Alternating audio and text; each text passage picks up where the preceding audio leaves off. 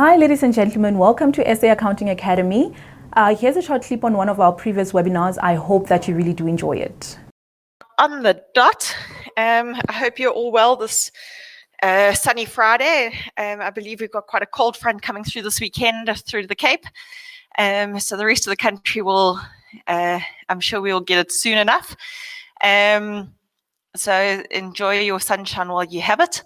Today's session is the first of our Companies Act Refresher series, Back to Basics. It's not really the right topic to start the series with, but when I was running an independent review session, I was running a different session for SAAA a week or so ago. We sort of stumbled across the fact that quite a few people were struggling with some concepts about the PIS score, and it's, you know, with the Back to Basics series coming up, it just seemed like an appropriate session to start with, and to, you know, it was relevant, people were interested. It was a topical issue, and, you know, it's practical. It's a very, very practical session. If anyone's wondering where the notes are, I see that the Academy has put a comment in the chat box that the slides can be downloaded on the top right-hand side on your screen under Event Board. So if you look under the Event Board, you'll be able to find the notes. They are very simple, quick notes, more for me than for you, just to make sure that I cover all the points that I want to cover. Today's session is just an hour, so it's not the longest or most hectic session. I will be watching the chat box and responding to questions as we go through it. This is a Back to Basics series, so I am approaching it from that light, as in, you know, I assume nothing, but I also hope that these series are interactive. We've been living with this beast of the Companies Act for 10 years now, and we've all got different experiences with it and different engagements with it, and different antidotes from it. And please bring those stories. If you want to blame Bob, please blame Bob, or whoever you want to name your friend. You don't have to claim that you are having the problem. You can say that a colleague of yours is challenged with this idea, or you have heard rumor that this is the situation. Can we please clarify? And I will happily speak to Bob, or speak to Janet. I have to say that I'm really struggling with the fact that everybody's blaming, you know, that it's don't be such a Caryn. And I'm like, well, at least my name is spelled differently. I'm not spelled like that Caryn. But whoever you're needing to use as your person, I will take it. Okay. So that's really the session and the series. I want a little bit of a relaxed engagement, and let's just do some problem solving and see what we can work out from here. So with respect to the public interest score, I do have a bit of a joke and say, please, you know, if you're going to abbreviate it, please call it the PIS score. I have sat and listened to sessions by my fellow presenters and colleagues and facilitators, and it gets a bit awkward when they abbreviate it to the full 3 letters, and they say that the whole session. And you're sort of looking at them saying, please just say PIS score. It's just a little bit more polite for all of us in the room. So just, yeah, it can be rather amusing when people abbreviate it to the full 3. And if you don't know what I'm talking about, grab a pen and paper and write out the 3 letters, the acronym for the public interest score, and you will get the joke. Okay. Today's session is about calculating the PIS score, the challenges around some of the issues about calculating the PIS score, and some of the consequences and implications of it.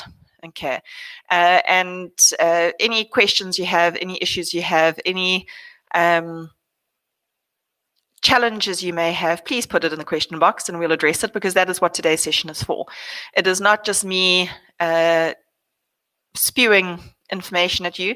It is meant to be a collaborative session, as it were, as much as it can be. So good morning to everyone, and welcome. So the public interest score has 4 elements to it.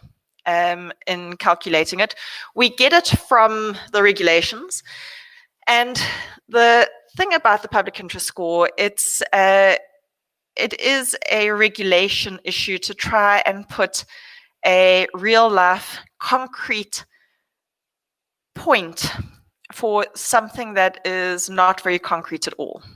Okay, so what we've got the thing, and what I keep on asking people to sit back and actually look at what we are trying to calculate here. We are trying to calculate a number that represents public interest.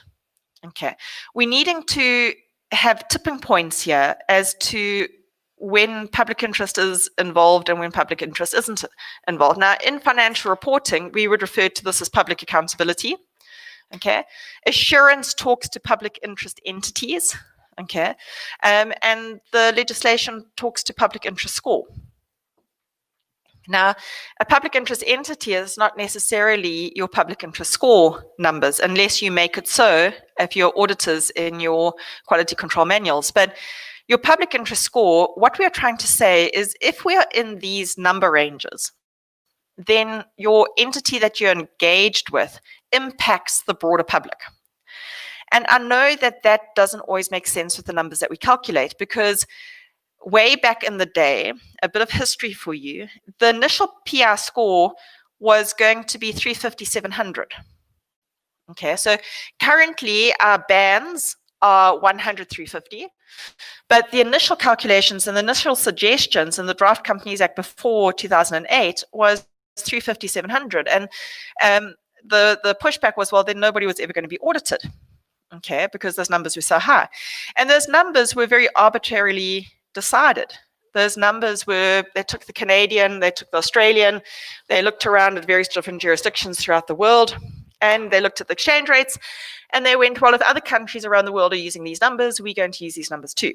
Now, please bear in mind, for example, that in Canada, when you read the IFRS for SMEs literature, the IFRS for SMEs literature states that a small enterprise has got 400 employees. Okay, so when we're looking in South Africa and you're looking at a small enterprise, we can be talking about an owner-managed business with 1 shareholder, 1 director, and 2 staff members. Okay, and we've got fairly onerous legislation for that owner-managed shareholder, 2 staff member business. So we have this challenge with this public interest score that our bands were very arbitrarily decided, and they were decided 10 years ago and have not changed since. Okay, so the numbers that we are working towards calculating, inflation has happened.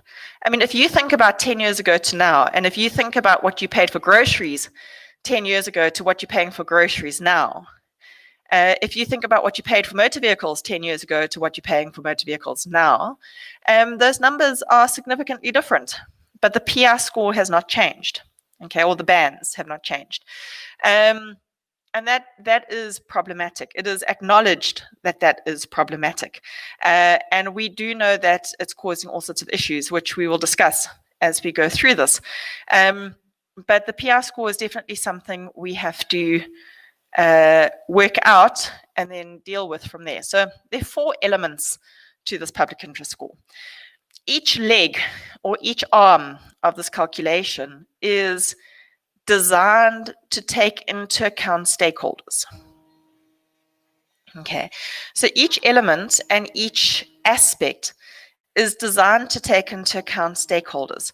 So the stakeholders of the entity are people that have an interest in this business and what's going on with it.